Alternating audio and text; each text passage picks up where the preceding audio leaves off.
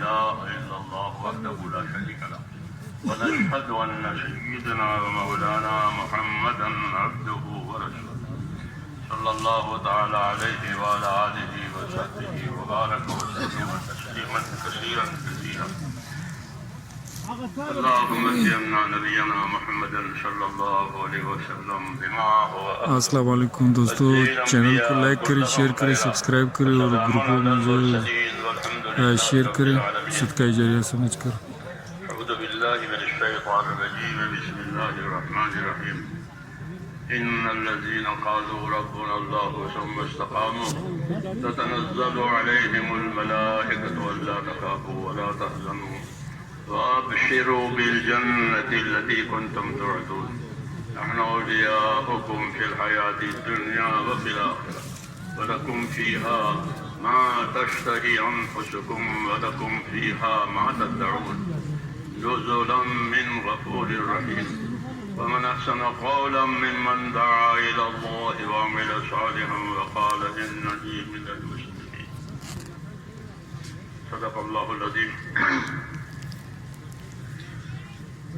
اے بزرگوں اور پیارے بھائیوں،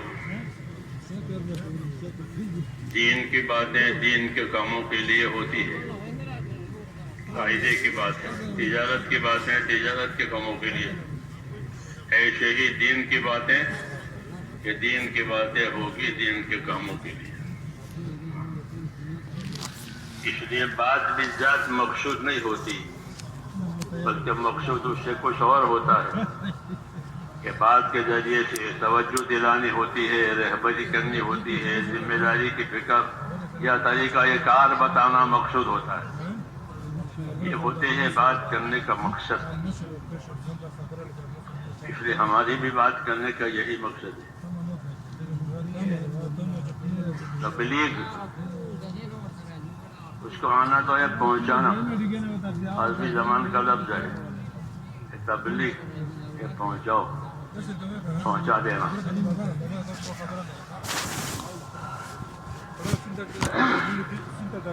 تو اس کا ایک نام بقول مولانا منظور نوانی کے اس کا نام ایک چل پڑا ہے، تبلیغ. نام رکھا نہیں ہے کسی. یہ تو ایمان کی تحریک ہے کہ مسلمانوں میں اثر نو ان کے ایمان میں حرکت آوے. جیسے خون میں حرکت آتی ہے تو بدن کام کرتا ہے، اور خون کہیں جم جاوے تو پریشانی ہو جاتی ہے. مسلمانوں میں اپنے دین کی حرکت آوے، اپنے ایمان کی حرکت آوے. وجہ یہ ہے کہ اللہ نے ہماری زندگیوں کا رخ آخرت کی طرف بنایا، دنیا کی طرف نہیں بنایا، بلکہ زندگیوں کا رخ اللہ نے آخرت کی طرف بنایا ہے. کہ روز روز ہر آدمی جائے خدا کو مانتا ہو کہ نہ مانتا ہو، لیکن روز روز اس کی رفتار جو ہے وہ آخرت کی طرف ہے. اپنے ٹھکانے پر جا رہا ہے، پھر وہاں سے واپس نہیں آئے گا. یہ ترتیب رکھی اللہ نے دنیا میں پیدا کرنے کے بعد، پھر رفتار آخرت کی طرف ہے. اس لیے اس دنیا کو گزرگاہ کہا گیا. ہاں، کہ یہ گزارے کی جگہ ہے، گزرنے کی جگہ ہے، کام کاج کر لینے کی جگہ ہے. مسافر کس جگہ رکتا ہے اپنا کام کی وجہ سے تو اپنا کام کاج کر لیتا ہے، پھر اپنے وطن کی طرف چل دیتا ہے. وہاں نہیں رہتا، وہ اس کی جگہ ہی نہیں ہے. وہاں کیسے رہے گا؟ وہ تو اپنے کام کے لیے آیا تھا. جب کام پورا ہو جائے گا تو چل پڑے گا اپنی اصلی جگہ پر. ہاں، اس لیے اصلی جگہ تو ہر آدمی کی جو موت کے بعد کا عالم ہے وہ اصلی جگہ ہے. اور ان اصلی جگہ کو سنوارنا ہے، کیونکہ وہاں ہمیشہ رہنا ہے، واپس نہیں آنا ہے.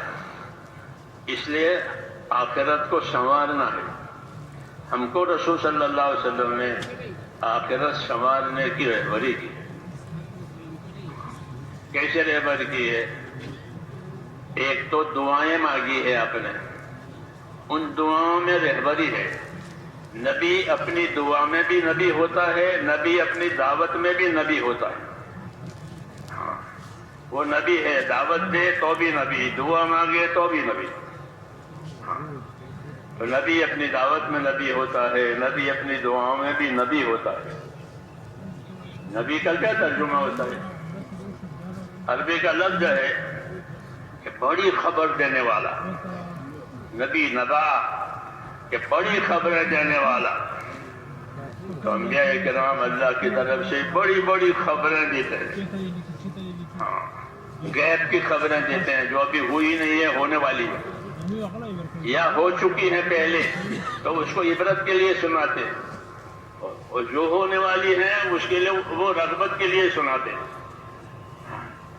اس لیے ان کو نبی کہتے ہیں، خبر دینے والا اور بڑی خبریں دینے والا اور سچی خبریں دینے والا۔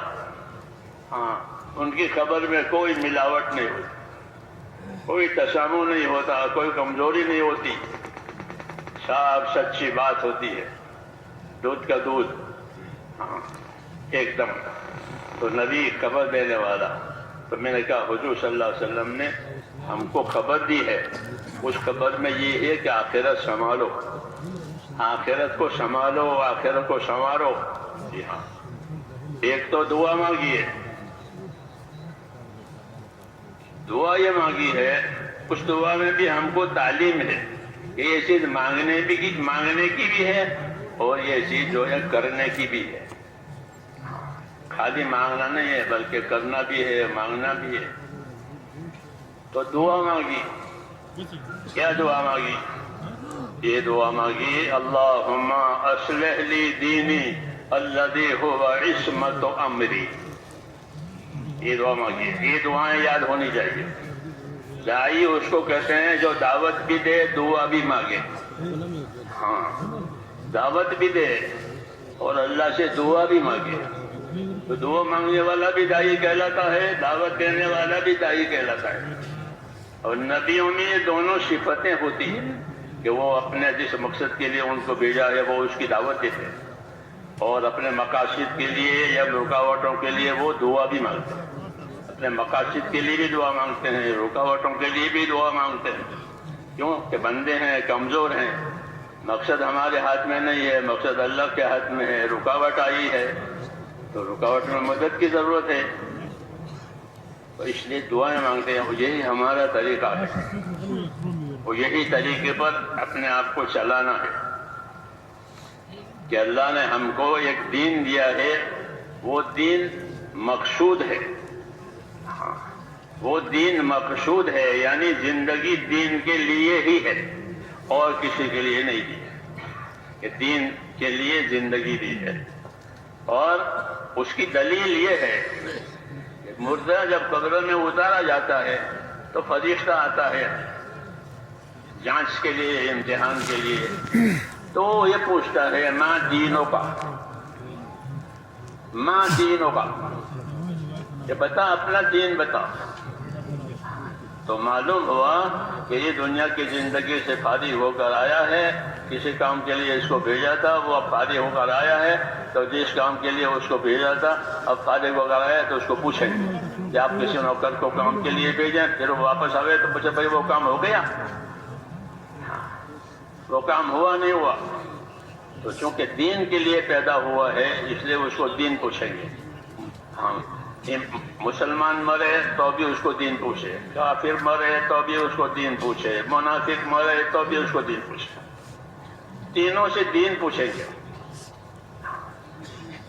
مسلمان کے پاس جن دین تھا وہ دین کا جواب دے گا، ان کے پاس دین نہیں تھا وہ جواب نہیں دے پائیں گے، ان کا مسئلہ بگڑ جائے گا۔ یہ ہے ترتیب۔ تو میں نے کہا دنیا کی زندگی اللہ تعالیٰ نے ہم کو دین بنانے کے لیے دی کہ یہاں اپنا دین بناؤ۔ اس لیے حضور صلی اللہ علیہ وسلم دعا مانگتے تھے اللہم اصلح لی دینی الذی هو عصمت امری۔ یا اللہ میرا دین بنا دے، یا اللہ میرا دین سنوار دے کہ وہ تو میرے کام کی اصل بنیاد ہے، وہ تو میرے معاملوں کی اصل بنیاد ہے، وہ میرا دین ہے دنیا میں۔ تو کہا ہاں، یہ دعا رہبری کے لیے بھی ہے اور حاجت روائی کے لیے بھی ہے۔ دعاؤں میں عام طور پر حاجت کا دھیان ہوتا ہے، وہ ٹھیک ہے، کہ دعا حاجت کے لیے ہوتی ہے، اس سے کوئی انکار نہیں ہے، لیکن جس طرح حاجت کے لیے ہوتی ہے دعائیں، نبیوں کی دعائیں حاجت کے لیے بھی ہوتی ہے، رہبری کے لیے بھی ہوتی ہے، کہ یہ چیز اتنی اہم ہے اس لیے اس کو مانگا جا رہا ہے، اس میں مدد طلب کی جا رہی ہے، اس میں آسانی مانگی جا رہی ہے، وغیرہ وغیرہ. تو دعا مانگ رہے ہیں کہ اللہم اصلح لی دینی الذی هو عصمت امری، یا اللہ میرا دین سنوار دے، میرا دین سنوار دے، کہ وہ تو میرے معاملے کی اصل بنیاد ہے، کہ میرا وجود ہی یہاں دین کے لیے ہے. جب پیدا ہوا تھا اذان کہی تھی، اور جب مرنے لگا تو کلمہ یاد دلایا تھا کہ اپنے مرنے والے کو کلمہ یاد دلاؤ حدیثوں میں. تو جب پیدا ہوا تو اذان دی تھی، پر مرنے لگا تو کلمہ، تو دونوں دائیں بائیں دونوں ایک ہی چیز ہے. یہ علامت ہے کہ اس کو اسے خاص کام کے لیے یعنی دین کے لیے پیدا کیا تھا. تو وجود ہمارا میرے دوستوں اس دنیا میں یہ دین کے لیے ہے. اللہم اصلح لی دینی، یا اللہ میرا دین سنوار دے، کہ وہ تو میرے کام کی اصل بنیاد ہے، کہ میرا وجود اور میری صلاحیتیں اسی کے لیے ہے، کہ میرا وجود بھی دین کے لیے اور میری صلاحیتیں بھی دین کے لیے، جانی، مالی، ذہنی، فکری جتنی صلاحیتیں ہیں وہ تمام صلاحیتوں کو دین پر لگانے کا حکم ہے. ہاں، کہ کسی صلاحیت سے بے دینی کا ظہور نہ ہو، بلکہ تمام صلاحیتیں دین پر لگے. ہاں، ادخلوا فی السلم کافہ، اپنے دین میں پورے داخل ہو جاؤ، ایک ٹانگ باہر ایک ٹانگ اندر، ایسا پورے. ادخلوا فی السلم کافہ، اپنے دین میں پورے آ جاؤ. تو اس لیے حضور دعا مانگ رہے ہیں کہ اللہ میرا دین سنوار دے، کہ وہ تو میری اصل بنیاد ہے. دین کے سنوارنے کا کیا مطلب ہے؟ دین کے سنوارنے کا ایک مطلب یہ ہے کہ دین کے بارے میں جو یقین ہونا چاہیے وہ یقین اندر پیدا ہو جاتا ہے، کہ بغیر دین کے کوئی بھی کامیاب نہیں ہوگا. ہاں، یہ پکی بات ہے، یہ پکی بات ہے کہ بغیر دین کے کوئی طبقہ انسانوں کا کامیاب نہیں ہوگا، نہ تاجروں کا، نہ مزدوروں کا، نہ حاکموں کا، کوئی بھی. یہ اپنی جگہ رہے طبقے، لیکن ان سب کی کامیابی کا مدار اللہ نے ان کے دین پر رکھا. اس لیے کہا کہ ہمارا دین سنوار دے، کہ وہ تو ہماری اصل بنیاد ہے. اصل بنیاد ہے نجات کے لیے بھی، اور اصل بنیاد ہے رہبری کے لیے بھی، کہ دین ہوگا تو آخرت میں نجات ہوگی، دین ہوگا تو یہاں صحیح رہبری ہوگی. حق کیا ہے، باطل کیا ہے، حلال کیا ہے، حرام کیا ہے، ظلم کیا ہے، انصاف کیا ہے، یہ دین بتائے گا.